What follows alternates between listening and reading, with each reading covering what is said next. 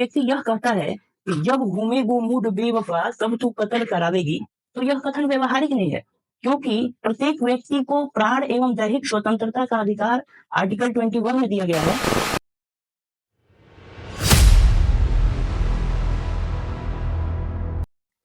तो स्वागत है आपका हमारे इस वीडियो में। आज हम लोग मूल अधिकारों पर चर्चा करेंगे। जब भारत पर अंग्रेजों का शासन था, तब सरकार इतनी तानाशाही और शक्तिशाली थी कि भारतीयों को खुल करके जीने तक का भी अधिकार नहीं था।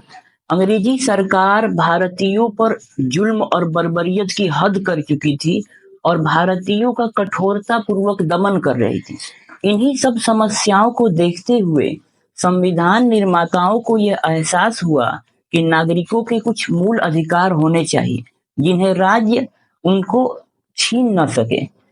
इसीलिए हमारे संविधान में अमेरिका के संविधान से मूल अधिकारों को लिया गया और भाग 3 में अनुच्छेद 12 से अनुच्छेद 35 तक इन मूल अधिकारों को रखा गया। अब एक बात समझने की है कि इन अधिकारों को मूल अधिकार क्यों कहते हैं।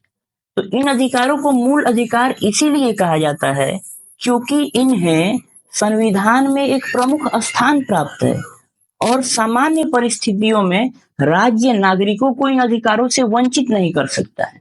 इसीलिए इन अधिकारों को मूल अधिकार कहा गया है। क्या आपको पता है कि मूल अधिकार कितने प्रकार के हैं?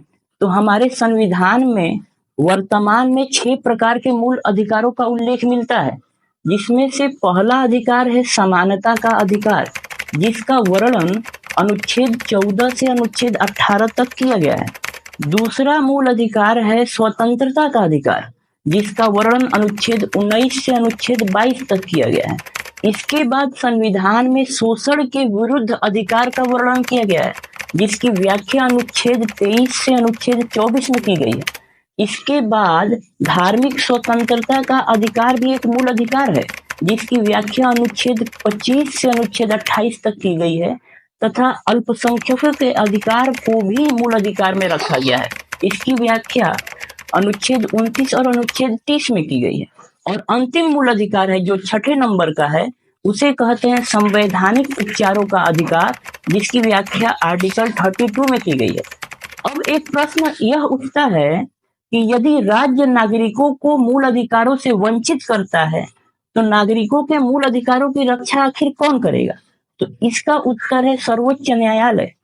अब आज के दौर में कोई व्यक्ति यह कहता है कि जब घूमे वो मूड बेवफा तब तू कत्ल करावेगी, तो यह कथन व्यवहारिक नहीं है, क्योंकि प्रत्येक व्यक्ति को प्राण एवं दैहिक स्वतंत्रता का अधिकार आर्टिकल 21 में दिया गया है और सर्वोच्च न्यायालय उसकी रक्षा करता है। तो किसी बेवफा के मूड घूमने भर से किसी की हत्या करना प्रासंगिक नहीं है। बस आज के लिए इतना ही। अगले वीडियो में हम लोग समानता के अधिकार को समझने का प्रयास करेंगे। धन्यवाद।